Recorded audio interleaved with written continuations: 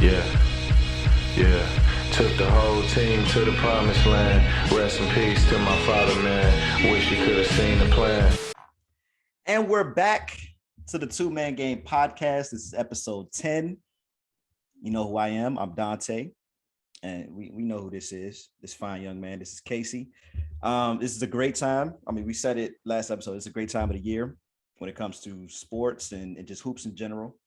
Obviously, we got the Elite Eight, March Madness. That's a great time to upsets. You know, we got St. Peter's right now, 15 seed, first ever 15 seed to get to the Sweets or Elite Eight, actually. But yeah, I mean, after that, we're going to jump into some standings. Obviously, we got 7 games left of the NBA season, which is crazy. Felt like it just went by. Like, you know what I mean? It felt like it flew by.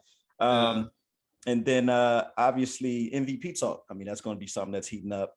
You know, we got 3 main candidates, but we got some dark horse guys on the outside looking in. So, and then you know how we end the show, we do the top 5. So getting right into it, Casey. I know, you know, we've both been watching the March Madness tournament. Give me this initial thoughts going into today. Obviously, we got 2 Elite Eight games today, but what you got? What's going on with you? Shoot, man. I just been enjoying the games. It's always exciting to see these college games. You see the play style that these coaches implement, and you see these guys go out there and execute at a high level. Yeah. And it with like St. Peter's, it just shows like, you know, you just got to get hot and play the right brand of basketball. And you've been seeing that. You see, it's just good basketball, man. It's I'm not huge on college like as much like as I used to be, like having a team and stuff like that. So I enjoy just good games, and it's been providing so far. I liked what Duke's been doing. Duke was like my team who I used to, you know, support and whatnot now, and seeing what they've been able to do, get into the Final Four, Coach K's last run. It's been impressive. They have a bunch of dogs on their team too. They can score the shit out of the ball. So it's been cool. North Carolina too. They've been playing really good basketball. They play St. Peter's today. Yeah. They looked really good. Who else? I like Kansas. Kansas, in the beginning of the year, I wasn't as big on them when I watched them. Their defense. I wasn't either.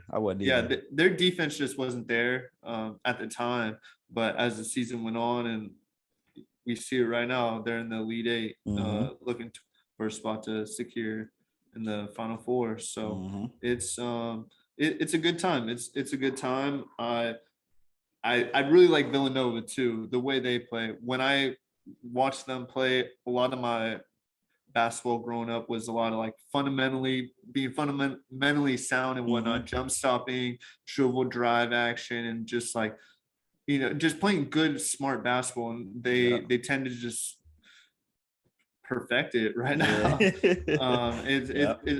Like Houston had a chance to win too. They didn't shoot the ball well, and they're still in the game. So it just it's just fun, man. It's fun to watch. What do you think about everything? No, I mean, you hit everything, bro. When it comes to the defense in college basketball, like every game seems to be 50-40 or bad. Besides if it's Duke, because they just run it up. Right. But I mean, that's the exception. You know, Coach K been doing this for 40 years. He's seen everything, knows how to match up with a lot of stuff. And I mean, obviously this is his last run. So I'm rooting for Coach K and Duke because, you know, the history. I mean, growing up, I used to hate Duke. They always seemed like they were always in this position every year. You know what I mean? Ready to win the title. Coach K this, Coach K that, you know. But, you know, as you get older, you start to respect that and appreciate great basketball, which he is. Definitely.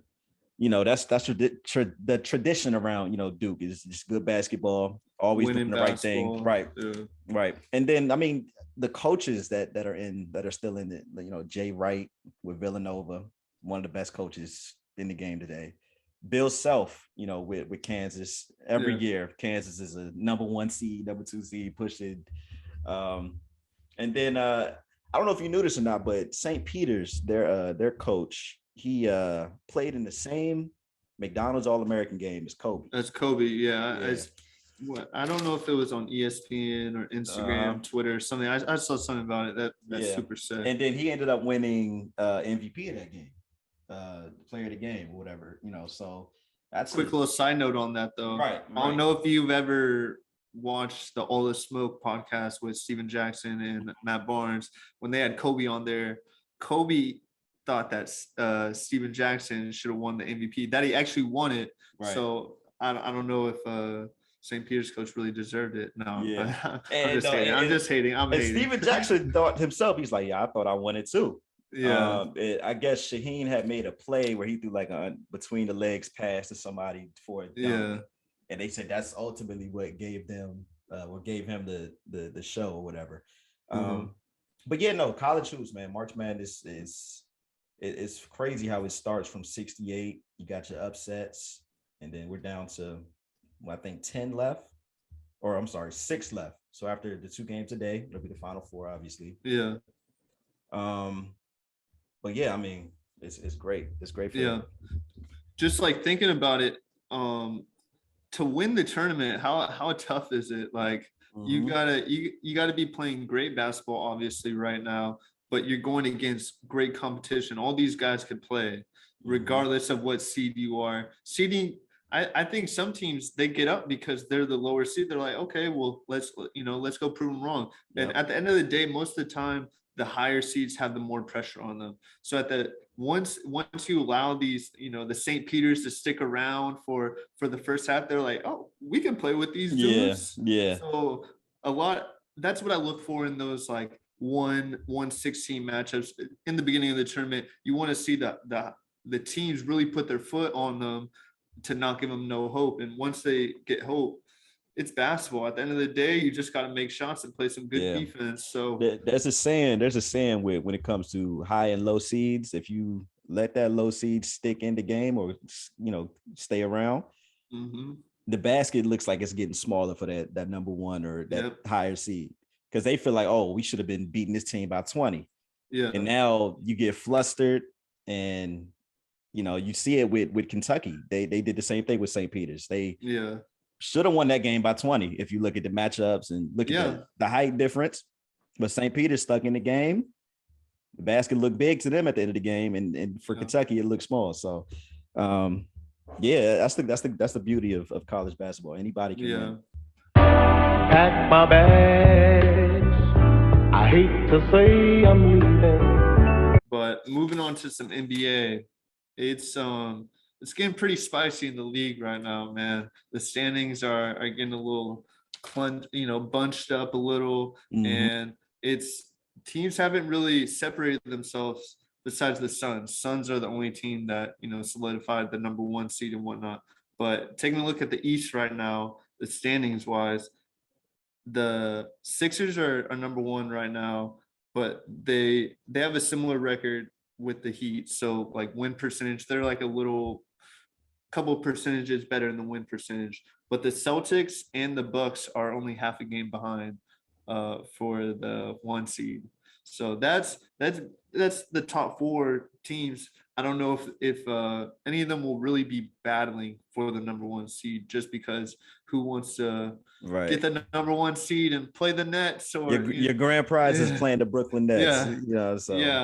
Like, good season. You guys played your hearts out all year, but here are the Nets in the first round. Yeah, good job. Do what you can.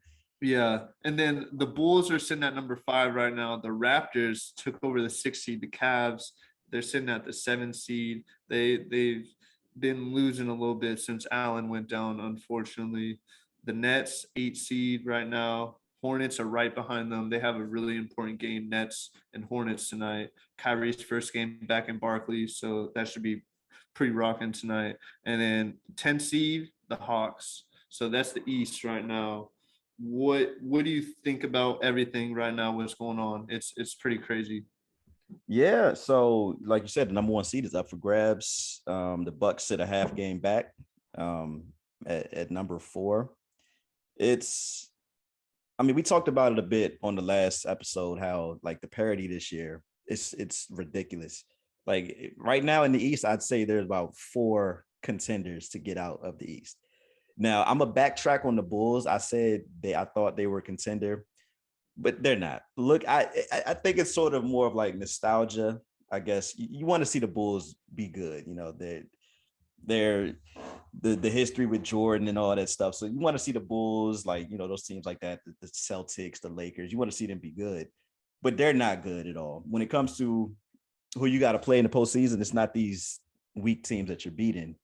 You know, they're like what, Owen, whatever it is against the top 4 teams. I think last time I saw this stat, it was like Owen maybe 14 or 13, something like that. Something crazy. Yeah, that's just not gonna get it done. Yeah.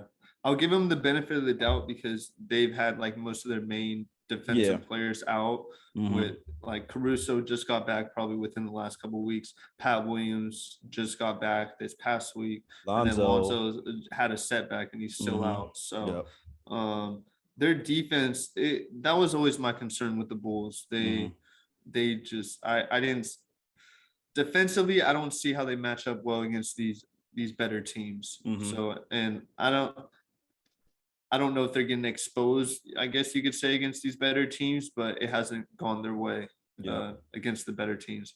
They've had some close games, though. It's not like they're getting killed 20 every game, but as a team who's wanting good playoff aspirations, you would like to see some better results against these better teams.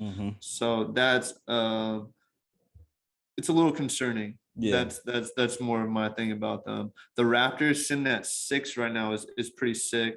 Who I had them more as like a playing team. They've been playing really good basketball. Siakam has been fucking killing with his spin moves. Yeah, there you go. I knew you was gonna say it. Yeah, you know, you're a hater. Yeah. I after he won, they beat the Warriors. I just like after that I was like, dude, fuck his spin move. Like, yeah. And they're a tough matchup in the playoffs.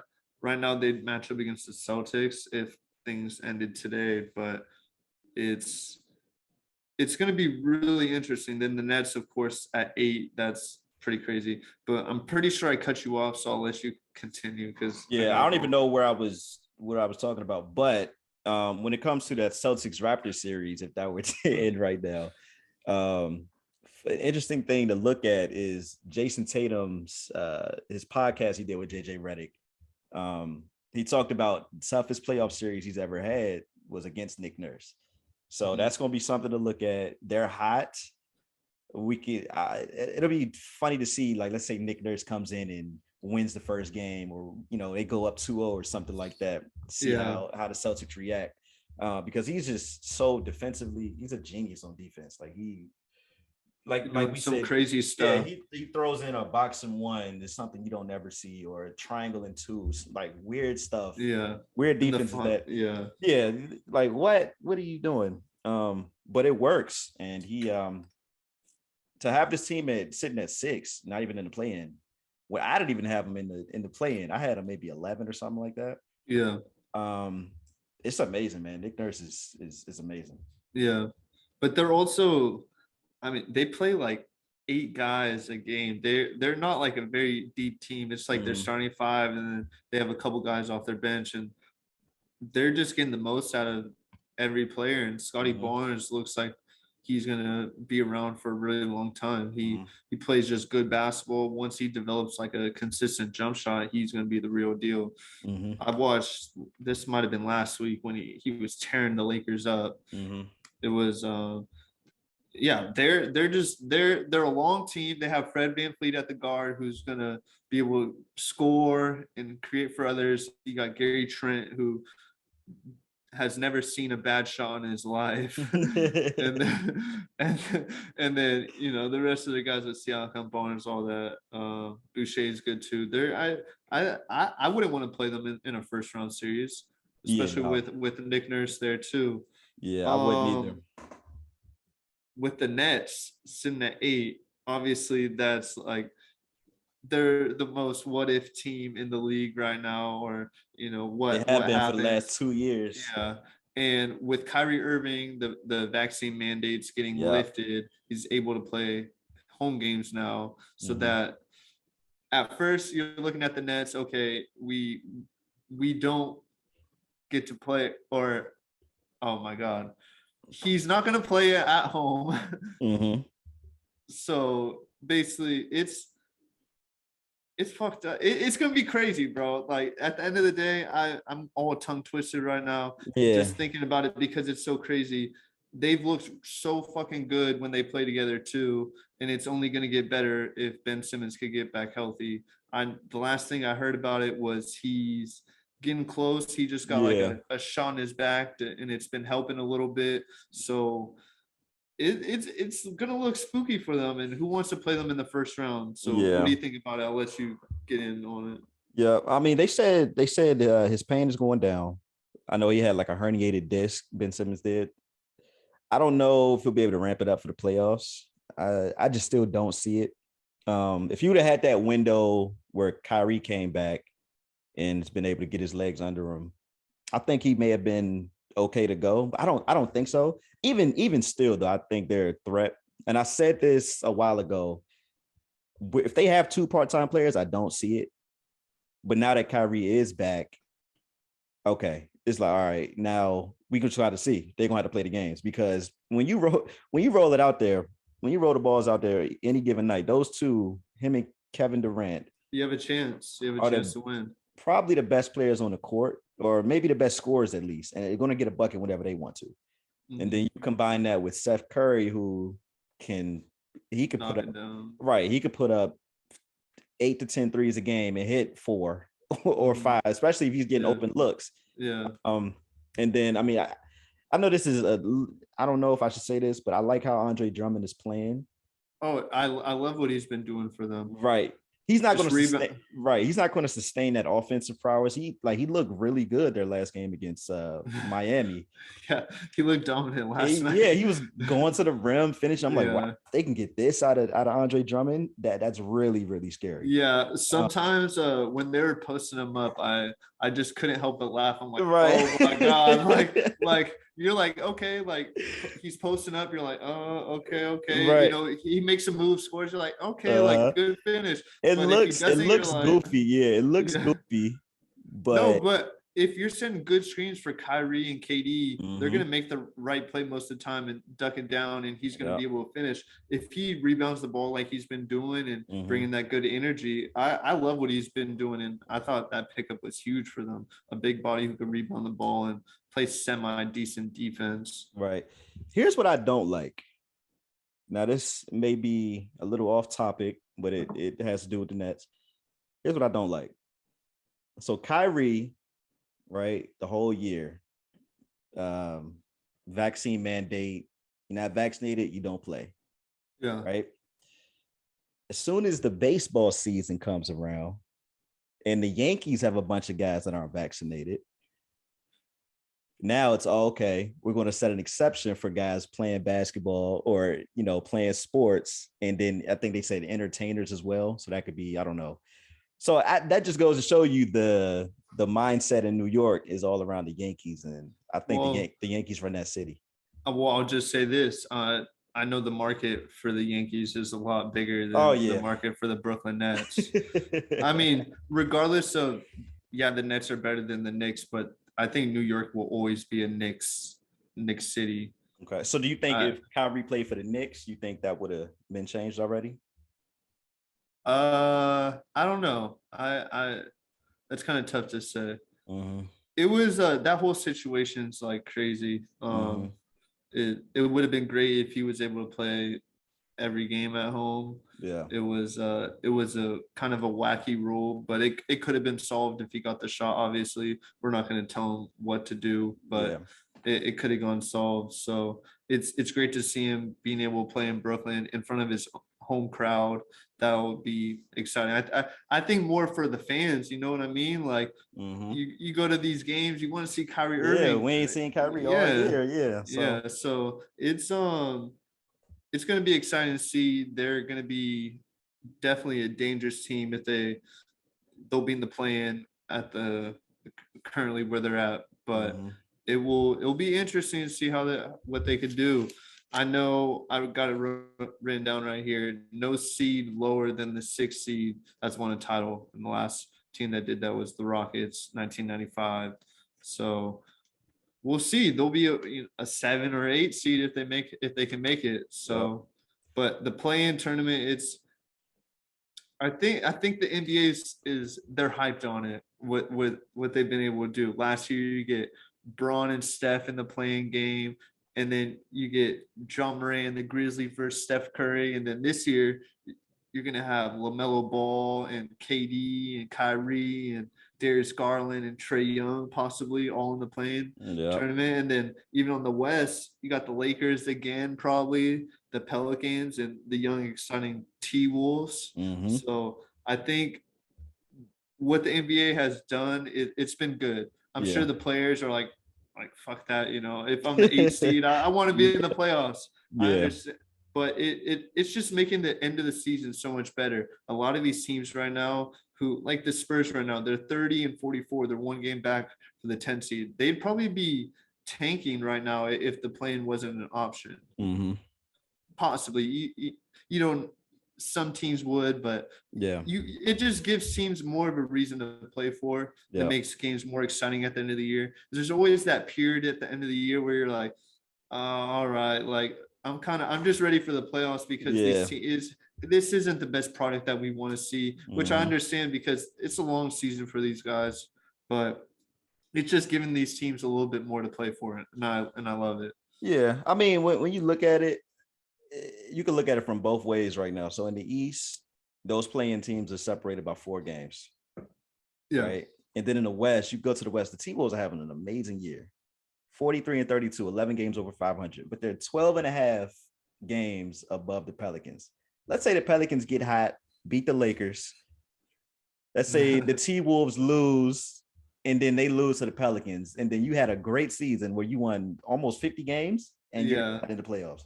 So, I mean, you can look at it from both ways. I hope that doesn't happen. I hope they, it probably won't happen, but it could, that's why we play. I see both sides, but also if you got to win some games then once you get in here, or don't be in the 7th seed. Don't be in the play-in scenario. Pack my bags. I hate to say I'm leaving. I didn't even say anything about the West standings. Let's get into the West standings because it's getting good too. So the Suns right now, they already secured the number 1 seed. It's a wrap. Grizzlies sitting at number 2. They're like 4 games or 3 games ahead of the Warriors. What is it? Yeah, like 3 or 4. Warriors at 3, Jazz at 4. They're 3 games behind the Warriors. We got the Mavs. Basically, they're tied. They're tied right now. Mavs and Jazz at the 4 or 5. That would be a hell of a first-round series.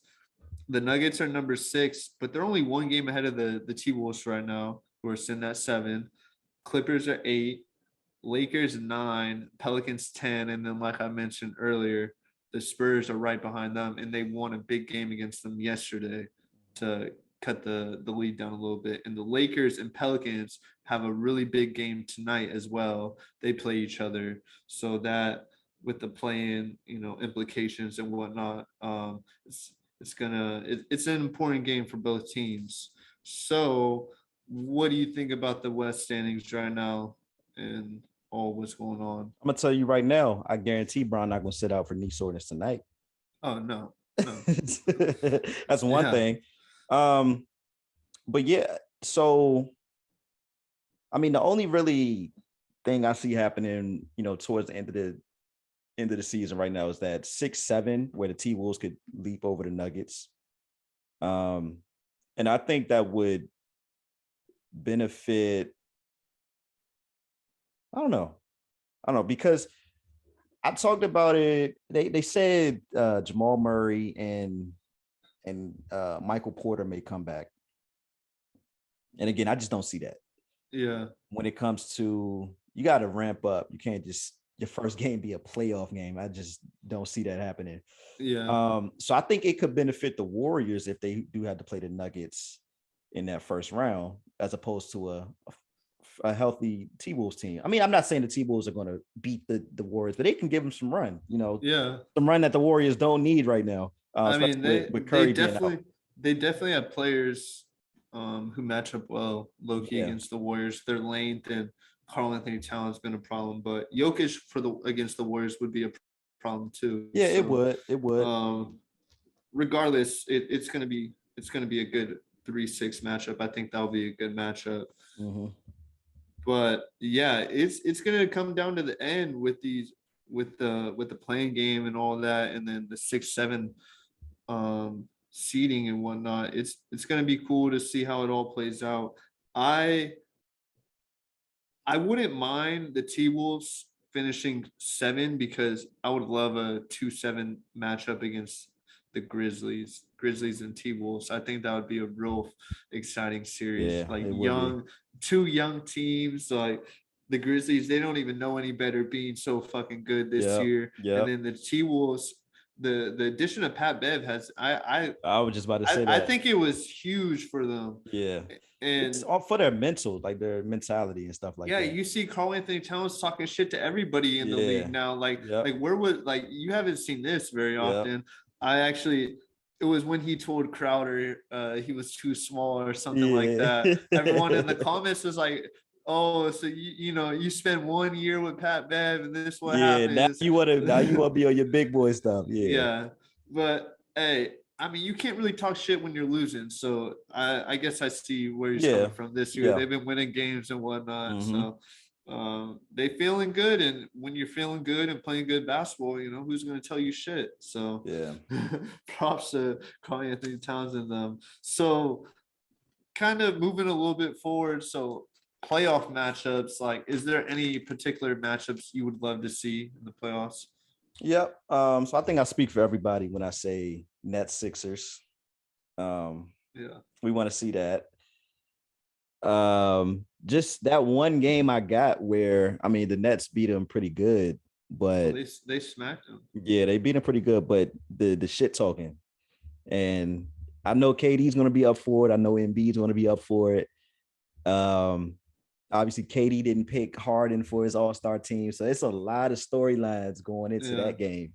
And we didn't even bring up Ben Simmons. Right. Yet. We didn't even bring up Ben Simmons, who probably won't play. So that's why I didn't even bring that up. But I want to see that. And then for the West, like there's nothing really that stands out right now to me. Obviously, it's going to be a good playoff run, right? Or just, games are going to be good. Jazz Mavs in the 4-5, that's going to be good. Whoever the Warriors play, and then obviously we said whoever the T-Wolves play, want to see the Grizzlies. If they play the Grizzlies, that'll be good. But I want to see the Suns and Lakers. So if the Lakers get that 8th spot, I don't see them beating the Suns at all. But just for that last year, what happened last year where they were talking their shit to each other. So I want to see that. And then Bron's averaging 30 again. I want to see what he does against in the playoffs. Yeah. And then the second round of the East playoffs are going to be crazy. So yeah, let's say it is what it is now.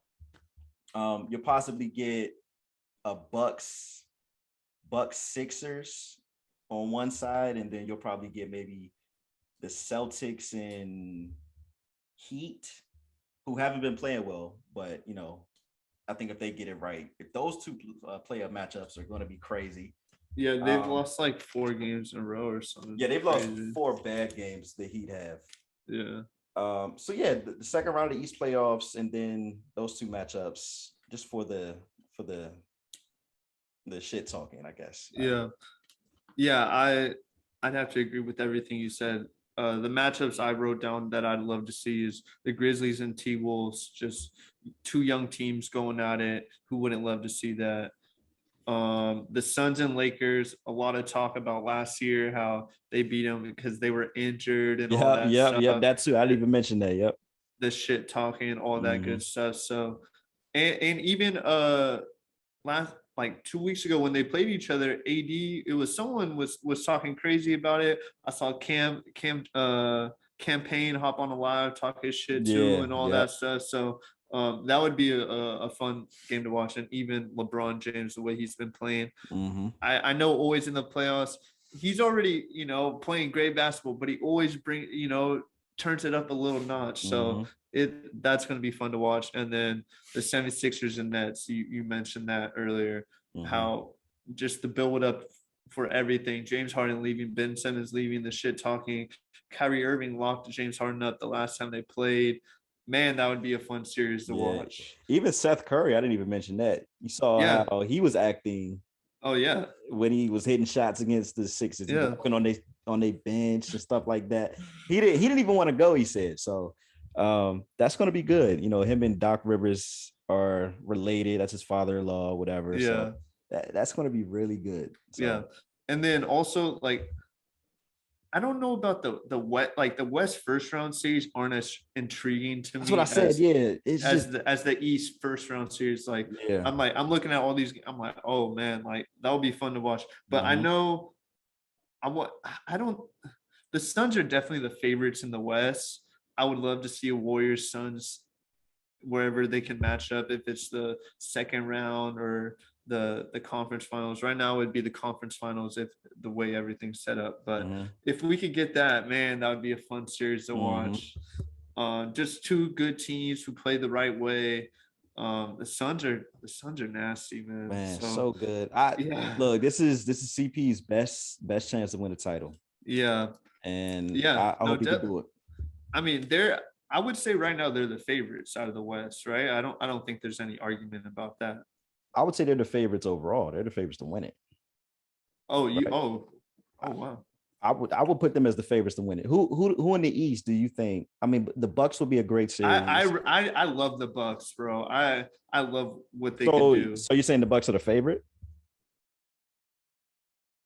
Maybe, yeah. Them are the Suns. Yeah, I would say they're them too. But like, I love what the Bucks can do, and they've been so quiet all year. Like they like that. They like that. Yeah, you haven't heard anything about it. Giannis is still in the MVP conversation and whatnot. They've been killing it. I wouldn't want to play them. I know the loss of PJ Tucker that definitely hurt me wanting them to play well, because I thought he was just such a good piece for them. But it's gonna be fun to watch. I can't wait. So moving over to some MVP talk.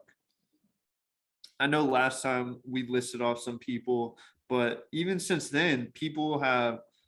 I wouldn't say DeMar DeRozan's in the MVP race anymore. Not in the top 5 at least. No. And John Morant, he's out right now. I mean, he definitely deserves his praise. He's going to be, if not first team All NBA, second team All NBA. And DeMar DeRozan is having an All NBA season as well. But Embiid, Jokic, and Giannis for sure are, like, I would say the front runners for MVP. But Tatum and Booker, I think they're making their cases. I don't know if they'll win it. But when I look at Devin Booker, he's averaging 26, 5 and 5 on the best team in the league.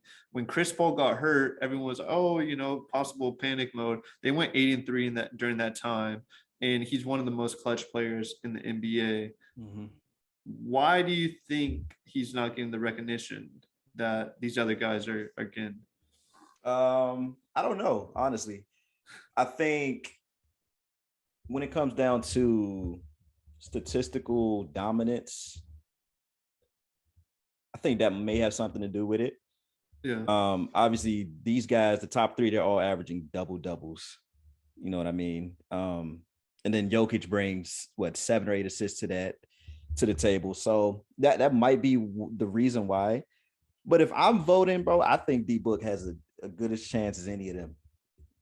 And because the MVP race has always been, what are you doing for your team, and what is your record, right? They're going to probably be the only team to win 60 games this year.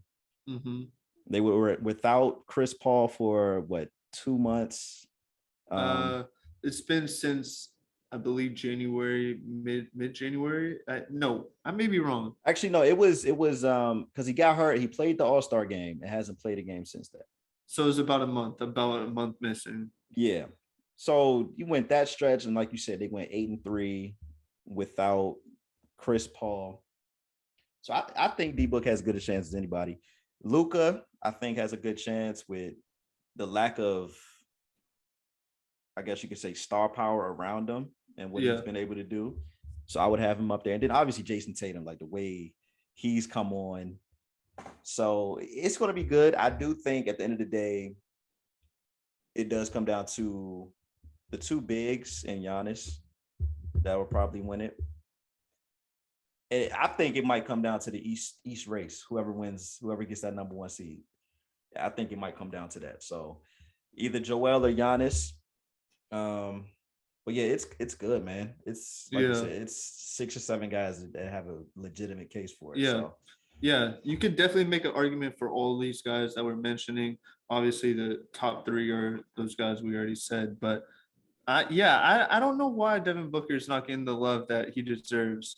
Like I said, he's on the best team in the league. He's maybe what you think is like the Chris Paul, him playing with Chris Paul, is that like lowering his like value or something? Obviously, Chris Paul's value is all over that team. Like his value is definitely huge, but for them to continue to win and play good basketball when he's gone, yeah, it's confusing. But Embiid, Jokic, and freaking Giannis have been having crazy years. Mm-hmm. I just when I take a look at all these players, Embiid, take him off their team before James Harden, they wouldn't be very good without.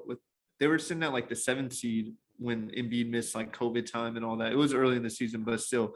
Jokic, without his 2 best players, they're sitting at the 6th seed right now, which is pretty crazy if you ask me. And his fingerprints are all over that team. They go as far as he goes. They would probably be a lottery team at this point if Jokic wasn't there. And then Giannis is just quietly like damn near 30 points, double, and probably around like six assists more or less, but his efficiency is up there. So I like the argument for all these guys. I'm not going to be mad whoever wins. I think all these guys are deserving of it and deserving of all the praise that they're getting for it too. And I didn't mention Tatum, but Tatum too, I think he deserves some love in that conversation too. Especially if they do end up with that number 1 seed, I think. Yeah. Boston, that serious contender for that if they do end up with that number 1 seed. Yeah. Pack my bags. I hate to say I'm leaving. I mean, who would have thought? I didn't have him being a top 3 seed. I think I had him around like the 4 or 5 more or less. So yeah, I had him 6, I believe.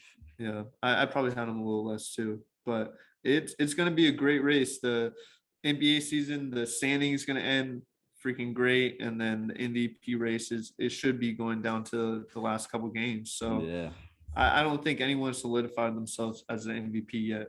Yeah.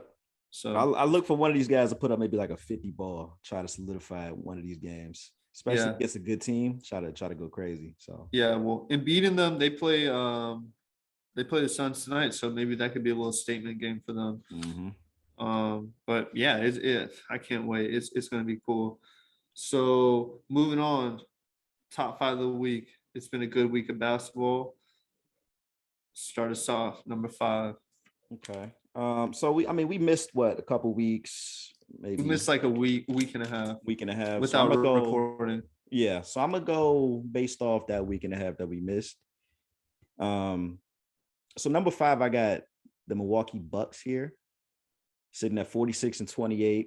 They've won 10 out of 13. During this stretch, they've beaten the best team in the league, Phoenix, and they also went to Utah and had a good win there. So I got Milwaukee here at 5. I like it.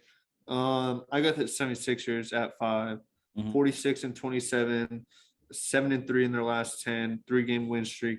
I just based it off this past week. But they beat the Heat, Lakers, Clippers. They beat the Heat without Embiid or Harden. So that was a good win for them. Prove that their young guys could step up and make things happen. That's my biggest question mark for them, is their like bench and supporting cast. So yeah, that was a good win for them. Number 4, I got Philly here at 4. You hit everything on the head. 46-27. They've won 3 straight and 5 out of 6. Those 2 guys, when they get going, the game against their last game, who they just played? The Clippers. Harden had 25 and 11 in the first half. So it's like when they get going, they're on. So I got Philly here at 4. Yeah, I got the Nets number 4. 39-35, not the best record, but 7-3 in their last 10. this past week they beat the Jazz and the Heat. Well, they smacked the Heat last night. They lost against the Grizzlies, and the Grizzlies put up a hell of a game without John Morant too. But I just like the way they're trending right now. They're trending in the right direction. Got Kyrie back full time, so let's see what they can do in the playoffs. Okay. I got Memphis here at 3. They're just so tough without their best player, and that's crazy to see. Yeah, they're 17-2 without Ja. They went on a crazy stretch earlier in the season where they won, I think it was 8 in a row without them or something like that. Yeah. Like you said, just recently beat Brooklyn and Milwaukee, and they've won 4 straight. So I got Memphis here at 3. Yeah, I like it. I have the Celtics at number 3 right now. 46-28, 9-1 in their last 10, 5-game win streak. This past week, they beat the brakes out of the Nuggets. They beat the Thunder, and then they waxed freaking the Jazz. So they're playing great basketball. They've been playing great basketball since the beginning of the year. Well, this new year, I should say. So they look like the real deal, man. I think they could really make some noise in the playoffs. So I got them at 3 right now. Yep. I got Boston at 2 right now. So like you said everything. They've won 23 out of 27. Looking back, at a point in time they were 23-24, and since then they've lost 4 games. So you can't say nothing more about them. The best defense in the league since, it's been a while now. They've been the best defense in the league, and they just beat the shit out of Utah at home. So I got Boston here at number 2. Yeah, no, I like it. I got the Grizzlies at number 2. 8-2 in their last 10, 4-game win streak, beat the Rockets, Nets, Pacers, Bucks, all without John Morant. So it just proves how deep their team is. Guys like Desmond Bane, Jaren Jackson Jr., Dylan Brooks, they're all stepping up. Tyus Jones, one of my favorite backup guards in the league, been stepping up. So it just proves how deep they are. I'm looking forward to seeing what they do in the playoffs. I don't know. I don't know what their ceiling is. I mean, they're a hell of a team. They're a young team, so it's going to be interesting to see. But yeah, I got them at number 2 right now. They're a hell of a team. Yeah, and then we both got the same team here at number 1. Best team in the league, Phoenix Suns, 16-14, 7 straight wins. They got Chris Paul back. He looks like he, never lost a beat. So, sheesh, that's my favorite right now, as of right now. Yeah. I can't add anything else to that. Well, last week they beat the Kings, T-Wolves, and Nuggets. So the Suns, they're the real deal. Yep. Pack my bags. I hate to say I'm leaving. And that's a wrap, everybody, for episode 10 of the 2-Man Game podcast. You know who we are. We want to show some love to you guys, though. Those who stick around, those who comment, watch every episode, follow us on Instagram. Ask us questions, man. We want to answer your sports-related questions, personal questions if you have them. I'm an open book. Ask me whatever you got, and we'll try to get it on the next episode or episodes to come. So, what you got, Casey? Yeah, so if you made it this far, thank you very much. I want to give a shout out to Mina. He wanted a shout out because he always comments on the videos. So shout out to Mina. And like he said before, if you guys have any questions, sports related, I guess Dante will answer your personal questions. Got it. I got it. But if you guys have any sports questions, we'd love to start interacting with the people who watch it. We want, so if you guys have any questions, we're going to do an Instagram thing, kind of ask you guys ask us questions. We're going to answer them on our next episode. So by the time this episode drops, that poll will already be done, but we're going to do a new one. So be on the lookout. Thanks for watching. Yes, sir. We out. Pack my bags. I hate to say I'm leaving, but that's my ride.